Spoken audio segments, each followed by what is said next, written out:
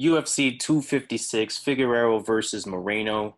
Here we are back, Zan Harris here to talk about the main card. Of course, Figueiredo versus Moreno, two fighters that fought not too long ago. Should be a pretty good main event, but let's talk about this main card. And let's get right into the very first fight of the main card. Pretty good one. We have the prospect, Ciryl Gane versus Junior Dos Santos. We see both fighters at 6'4". Gane is going to come in as the heavier fighter. Large reach advantage as well. I'll keep this one short on my end. I think that reach is what the difference is going to be. We have to think about who Junior Dos Santos is at this point in his career. The movement's okay. He fights at range. He kind of uses lengthy jabs to the body as well in terms of just kind of where he is at this stage in his career, and he'll definitely mix it up. He'll get some kicks in there as well.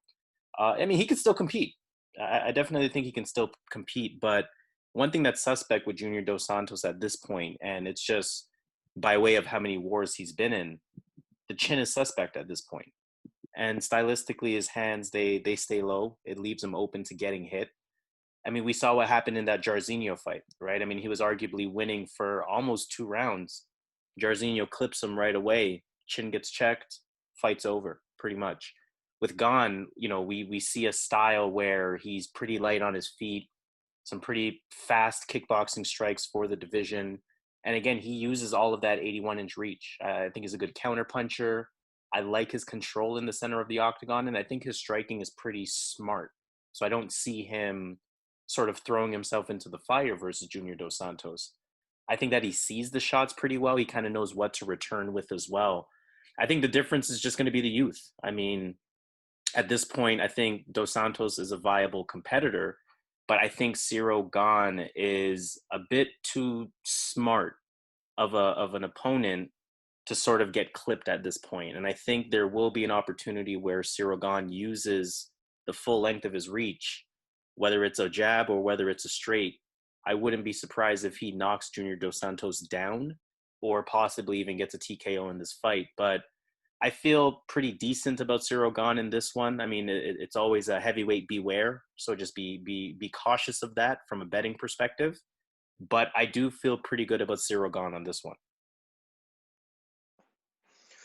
I'm with you, man. Like, you got to factor in 2 of Dos Santos' last 3 fights.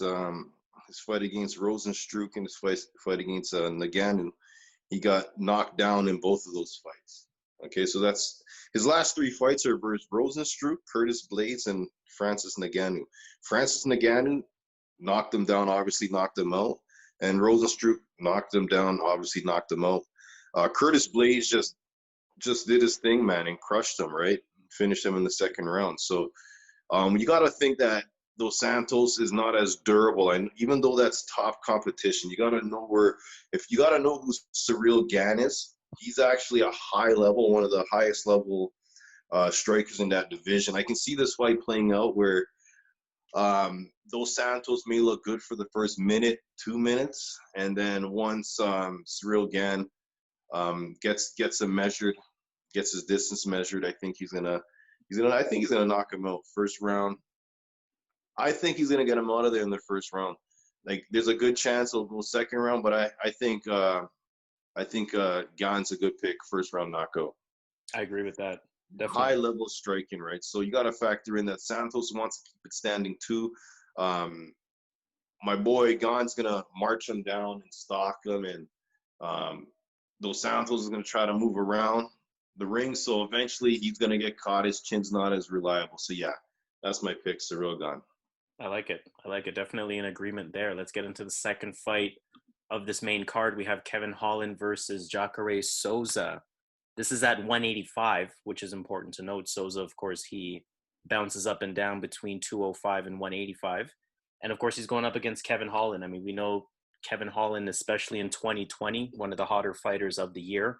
Kickboxer, uses all of his length, the 81-inch reach as well for Kevin Holland. I like his clinch. We saw what he did with in his match against Dern Stewart. Dern Stewart, a very stocky, strong fighter. Kevin Holland was able to control that clinch, Muay Thai style, decent elbows, decent knees within range. I like, from a striking perspective, that he can sort of play the role of either I want to strike first or I want to be the counter puncher. So I do like that from him, and it's very important to note that he has a black belt in BJJ, right? We've seen him take a hit in terms of just kind of some of the downsides is that he will get hit, but we've seen him take that hit. We've seen him deep into submissions and not tap out. So he definitely has this survival instinct to him. And I think very much this analysis kind of has similar analysis to the Dos Santos versus Gane fight, where Souza, I'm questioning the age. I mean, if we think stylistically who Souza is at this point, a lot of feints. He'll definitely shoot for that takedown. He's willing to clinch against the cage.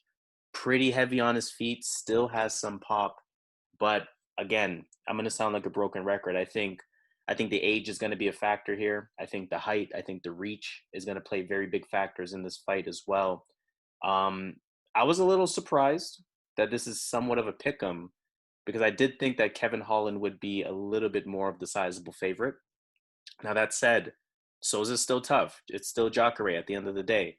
But I think very much like we said for the first fight, it's still Junior Dos Santos, but I'm just going to go with the younger, fresher, hotter, lengthier fighter. And at that point, I'm going to feel pretty good in picking Kevin Holland for this fight. Yeah, this is a real tough one for me. This is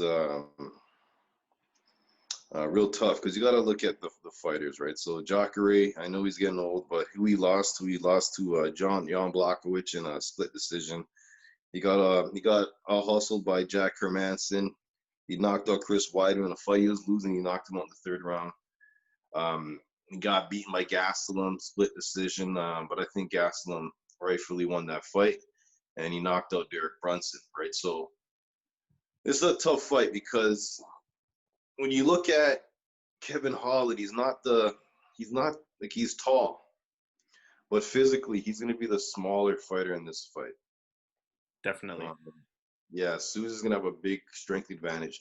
And the concern I have with Holland is when he fought Darren Stewart, the way Darren Stewart was able to get him down in the third round and really get off a lot of work in that third round. So I think this was a really tough fight. Okay, I'll say one thing. One thing I will say is I'm not betting this fight because Kevin Holland is my boy. That's my guy. I like what he's doing. If he wins this fight, he might win Fighter of the Year. So there's a lot riding on this fight for Kevin Holland, but I gotta side with the underdog here. I know, Harris. I know you're gonna be surprised, because I'm really high on Kevin Holland, and that's why I'm not betting this fight because all Jacare is going to be so much stronger than this guy. And Holland gives up takedowns. Holland has bad takedown defense, and he's too comfortable on his back. Exactly. And Dana White just fired how many people? Okay. So this is what's influencing my pick, even though I'm not going to put any money on this fight. Dana White just fired 60 fighters, good fighters that should get cut. But this guy is on a 2-fight losing streak. Jacare against Blachowicz and Hermanson. Both of those two guys are in the top 5 in their division. So if he loses this fight to Kevin Holland's going to skyrocket up the rankings, and Jacare likely is going to be out of a job like Yoel Romero. Yes. I'm sure people will be in Jacare's ear. Take him down. He needs to do it for 2 rounds. So I'm gonna go with the underdog. Now, funny enough, the odds are switching a bit on this fight. I think Kevin Holland at one point was the near even underdog at plus 100. If we look at Bet365 right now, they're actually both minus 110. Very much a pick 'em. So I think the point is very well taken in terms of Souza's path to victory. Yeah, again, I'm literally going to enjoy this fight because Kevin Holland's my boy. And I want Kevin Holland to style on him. I want Kevin Holland to box, and he could do it. He could win this fight because he does have good cardio, good enough, and he has the striking advantage. If he keeps his fight on the feet enough, he should piece up Jacare. But if the right people are in Jacare's ear, they'll tell him this guy does not have the best takedown defense. If you get on top, you will win the round. Do that for 2 rounds, you're stronger, you'll win this fight. That's my issue with this fight. So I'm going to go with the underdog. I'm going to take Jacare, hoping that he's going to listen to his corner's advice and just take this to the mat.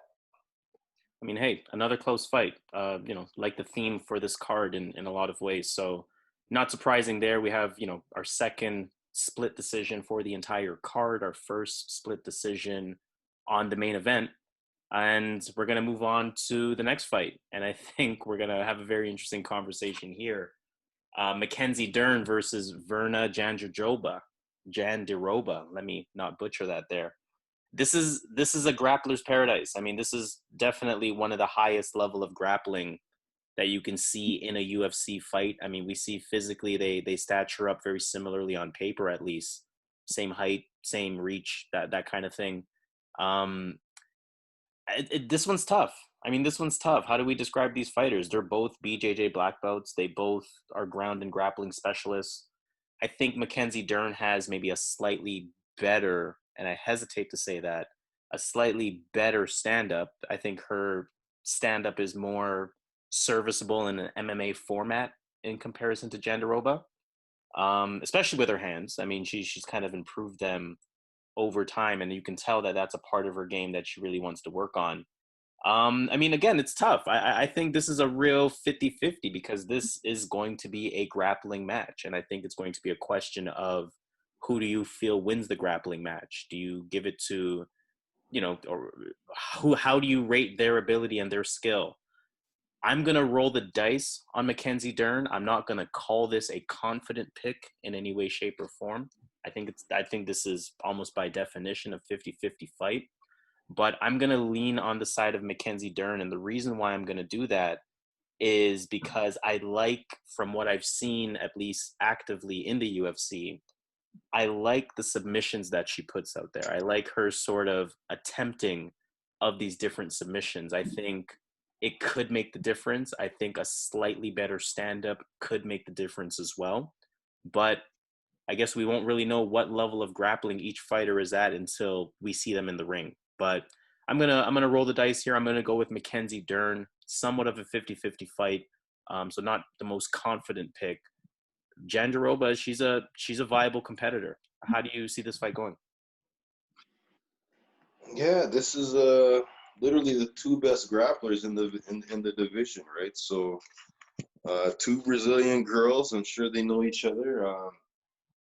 Live obviously both from Brazil. I'm sure they have common friends, common training partners. This is a tough one because Mackenzie Dern and Jandiroba, when two grapplers go at it, like I'm giving it from a grappler's point of view, when two grapplers go at it, a lot of times they end up striking, right? So the match is just a striking match because the grappling negates everything, right? So Mackenzie Dern, though, she has shown me a lot of improvement. So in this fight, I'll give her the explosive. She has the power out of these two. She's more explosive, she throws like her shoulder, her body into her shots versus Jandiroba, who just wants to add points, right, and kind of get close. So how the jiu-jitsu, I think, is going to play, though. I think Mackenzie Dern is a higher level submission artist. I think she has the better submission. She can lock in leg locks. I think she's really she has a funky jiu-jitsu style. She's like she's really good. She could pull stuff out of nowhere. So she's definitely a good fighter. She might be the best pure jiu-jitsu fighter in women's MMA right now. Now, I like Virna though in this fight, and the reason I'll explain. I think Mackenzie has more power. However, I think Virna has more of an MMA striking that can go over a 3-round period. Mackenzie Dern, I watched her Instagram. Her husband or boyfriend's a surfer. They party a lot. I'm not Harris. I'm not trying to like say that's why I like the other girl, but the other girl seems a bit more dedicated. Like just look at the girl. Like look at her. Like she's a bit more dedicated to me. It's a very close fight to me that can go any way. Again, this is one of those fights that I kind of be careful with betting. But I'll tell you why I'm going to take Jandiroba. I'll tell you why. These are both black belts. Dern might have the sneakier submissions, the out of nowhere moves. She might have the sneaky moves, but I think the trick here at Jandiroba is a black belt in judo, or if not a black belt, a really high level in judo. So she has the judo as well. She competed in judo at a high level, and I think Jandiroba has the wrestling advantage. Mm-hmm. So I can see Jandiroba actually, because Mackenzie Dern welcomes the ground. She will get she gets taken down by people that aren't grapplers. So I'm not saying she got taken down because she enjoys it. She kind of goes down with them. But Jandiroba is going to avoid the submissions, in my opinion. When she gets her on the ground, she's going to be the better wrestler. And being the better wrestler, two jiu-jitsu fighters, if you're a grappler, you know that when it comes to grappling in a UFC setting where you're not getting points for certain things, you're only getting points for control. You're getting points for being in top position. So in those scenarios, you got to think which fighter is going to be in top position. Now, even though Mackenzie Dern is the favorite and Topology is saying 75%, you got to factor in that Jandiroba should have the better takedown. She's going to be physically the stronger fighter. And if it's a grappling fight, tug and pull, I'm going to go with Jandiroba. I'm going to go with Jandiroba to win this fight because I think that her takedowns and her judo is going to help her get Dern on her back, and she'll be in the top position. Dern's going to try to submit her, but I think Jandiroba can avoid the submissions and, win this fight. I got Jandiroba by a decision. And to your point with Jandiroba, she has a very tight top position as well, where she kind of suffocates you and really imposes her will in some ways. So let's see if that's a factor. And another thing, fight. At the weigh-in, I was impressed. Virna looked physically. She looked physically good at the weigh-in. Like she looked stronger than. Obviously, this is not the fight. This is just visual. But you could take a check at YouTube, and you can go pull up the UFC weigh-in, and yeah, Virna looked physically the stronger. And in a grappling match, yeah, that's my pick, Virna. Is that another underdog? That is a slight underdog, yes. Slight underdog. All right, let's go. It's going to be interesting to see how that fight plays out, right? I mean, I think you bring up a great point with respect to how that 50-50 battle can go with grappling and with the striking as well. You know, although Dern may have quote-unquote better stand-up, Virna's stand-up may be more applicable for a 3-round fight, like you mentioned. So that's an exciting one. That's actually one that I'm very curious in seeing how it plays out, and let's see what happens. But let's go to the co-main event. A very exciting fight here, very interesting fight, and a fight that is maybe harder to call than you would think. We have Tony Ferguson versus Charles Oliveira. How do you see this one playing out? Oh, you threw it at me. Okay. This is all right, let's go. All right, so we know Ferguson. We know what he wants to do. Ferguson's wild. He's crazy. He had a really tough fight versus Justin Gaethje, but I think that was just a matter of it being a bad matchup. I don't think Ferguson is done. I think that was a bad matchup. A guy that is heavy on the hips. Ferguson does not have Khabib wrestling, so you're gonna have a hard time getting Gaethje down. But then Gaethje's gonna box, and Gaethje has the power, and Ferguson's really unorthodox, right? So with Charles Oliveira, though, what you're getting from him is, I think he's definitely the better grappler. Yes, without a doubt. Yes, like I know a lot of people. I've been reading a lot of stuff where people think that Ferguson is better everywhere, but I'll tell you one thing: he's not better in jiu-jitsu because this guy Oliveira, I don't put him on the level of Maya. I won't do that. But he's under that. He's a bit under that, and he's above most of the guys in the UFC. His jiu-jitsu is very slick. He's on a big win streak. Guida, Giagos, Miller, Tamor, Lentz, Gordon, Barrows, Kevin Lee. He's very well rounded. He wants to take this to the ground. He wants to grab the neck, right? So in a really close fight, man, in a really close fight, I was really feeling Ferguson. Again, this is another fight I'm just going to enjoy watching. I was really feeling Ferguson to take this fight with his relentlessness, his aggression, his pace. But I actually think Oliveira is going to win this fight. I actually got the underdog again. And I'll tell you why I got Oliveira. I think that Ferguson, even though he might have the striking edge and he's very crazy, he just keeps marching forward. He's strong. I don't think I think that fight versus Gage is gonna catch up to him here. I think he took a lot of damage in that fight, and I think Oliveira is gonna utilize some grappling. I think Oliveira is actually gonna get him on the ground, and I trust him in this spot. I actually like Oliveira to upset Ferguson. I'm not saying Ferguson's done, but I just think that it's Oliveira's time where the striking is very close. Ferguson has the power, but as far as technical striking, that's really close. But I think Oliveira has a big advantage with the grappling. Even wrestling, I think at this point in their career, at this age, Oliveira is 31. I think at this point, I think Oliveira is going to be able to get him on the ground if he wants to.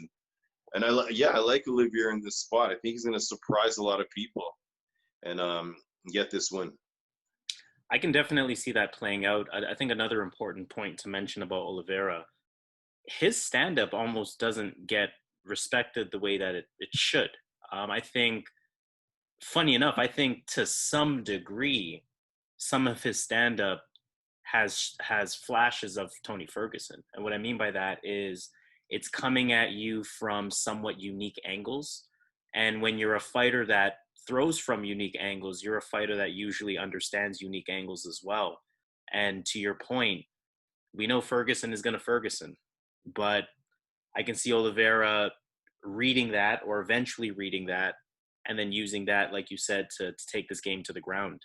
I think Oliveira, it is very much his time to at least get in that title shot picture. And I think this is why that this match was made in particular.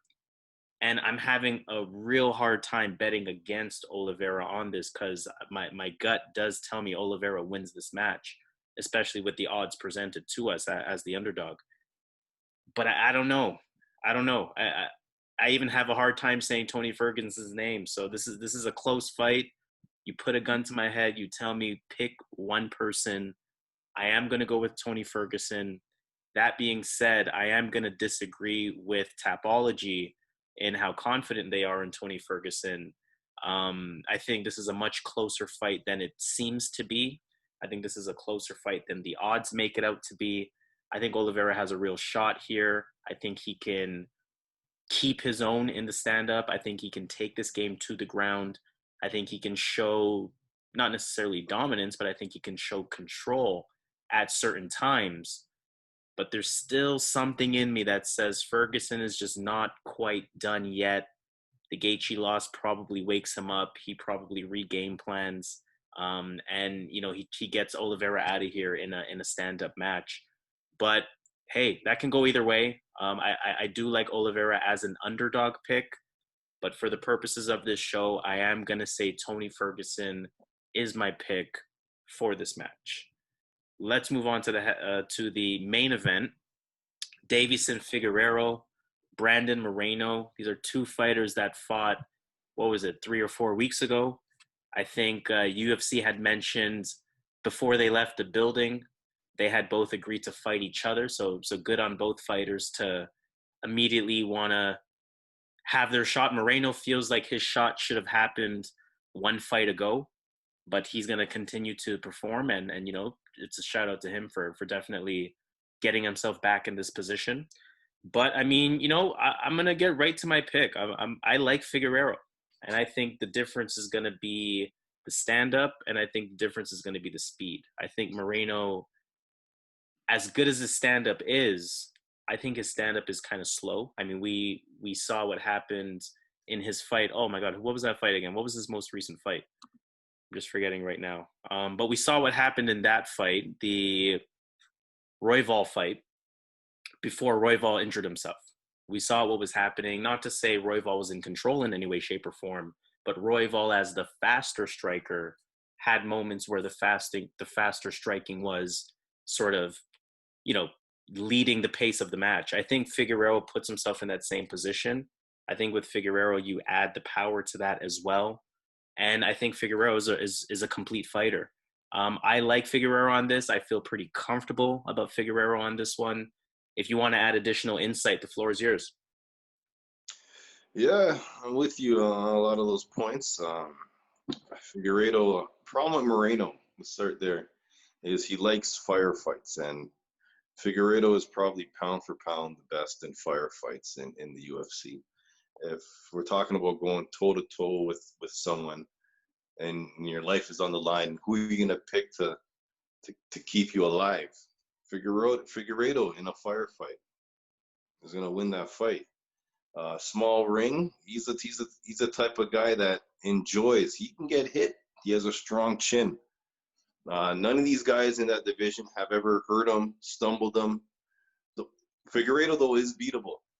He is beatable. Like, what you need to beat a Figueiredo is like a Marab, Demetrius Johnson, someone that has someone that has that wrestling base.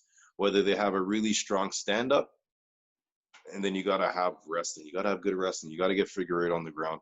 But Moreno's gonna have the wrong approach. He's gonna want to stand there. He doesn't have the wrestling to get Figueiredo on the ground. So this is actually a strong pick here. Figueiredo to win this fight by finish, knockout. I would say knockout, but you know what he did in that last fight. And for all the people that knew he was gonna knock out Perez, he just pulled out a choke out of nowhere. So I'm just gonna say finish. Okay, he's gonna finish this guy. He has 5 rounds, and there's no better fighter in 3 rounds than Figueiredo in a 3-round distance. So he's gonna knock him out within the 3-round period. If it goes to the 4th, 5th, he has that power. It carries over. So yeah, I like Figueiredo to get the finish. And to that same point of finish, let's make that a PSA to anyone watching this video considering betting. I'm not the biggest fan of betting KO TKO. I mean, how many times do we see that fighter is 1 or 2 punches away from that KO and then they hit the choke instead? So I like that point. You can earn a few extra brownie points by betting Figueiredo by finish. But if we're just talking who is going to win, I think we both feel pretty good about the champion retaining his title on this one. So let's take this right to Vegas. Let's talk about our 2 golden picks. I think. Let me go first. Yeah. You're gonna take that. Let me go first on this one. Okay, so the 2 golden picks I got Figueiredo, and I got Rafael Fiziev, and I'm gonna go big on these 2. So Figueiredo and Fiziev, and I'm gonna go big on that. And as you can see there, $100 will get you about $116 in profit. I actually like that pick as well. I think that's a great 2-piece to put together. If I can think about anything outside of that, I like Ciryl Gane as well. I think he has the opportunity to get Dos Santos out of here at this stage in his career. And you know what? I'm gonna say those three, because the 2 that you mentioned definitely are my 2 golden picks as well. And I think we can stamp that Davison Figueiredo as well as Rafael Fiziev as the 2 golden picks of this UFC card. But of course, for the listeners that are looking to make a little bit more money, you might want to take the risk of adding a 3rd fight on there. If you are going to take the risk of adding a 3rd fight on there, Ciryl Gane is a pretty good pick. And you'll notice that in that instance, $100 will get you about $170 worth of profit. But you know what? I mean, the name of the game is let's make money. So hopefully you guys enjoyed our video. As usual, please subscribe, share this video. You got your underdog pick? Underdog pick, yes. How can I forget? Underdog pick. Do you have yours? Because I'm trying to buy some time here. Yeah, I got Virna Jandiroba to upset Mackenzie Dern. Okay. My underdog pick. Wow, this is tough. This is tough. This is tough. Am I really going? I'm gonna go with Peter Barrett, man. I'm gonna go with Peter Barrett. I don't think Hooper. I think Hooper needs about 5 more years before he's a I'm with contender. you on Peter Barrett. I'm gonna put a couple dollars on that because even though I selected Hooper, low key, I think that Peter Barrett has a solid chance to win here. I think at those odds, throw a $30, throw a $20 on that. At those odds, throw a $20. Juicy, and that's the very first fight of the match. $20 will get you a $75 return, so $55 in profit. Throw it on there, man. Throw it You on. got Because at enough the to end of play the the rest of day, the card with that. Hooper is just good in one area. He's so one-dimensional. If he doesn't get this to the ground, if he doesn't finish in the first round, he's gonna have problems on his hands. Because we know grapplers, it gets different as the fight goes on, right? It's very true. Very true. All right, All right. I like it. You got our two golden picks. You got a third pick to add into that if you want to gamble a little bit, and you got a few undercard pick What am I saying? You got a few underdog picks as well. So hopefully you guys make some money. Of course, let us know your picks in the comments below. Let us know which underdog you're riding with, if any. Let us know what your parlays are looking like. And of course, as usual, subscribe, share this video with anyone that you know that bets on UFC. We are doing these analyses for you from a betting perspective. So, definitely some intention in how we're reviewing these fights. But I mean, hey, like I said, it's going to be a fun one. Stacked card, UFC 256, Davison Figueiredo versus Brandon Moreno. Let's enjoy it. Let's make some money. Zan and Harris, we out. Let's get it.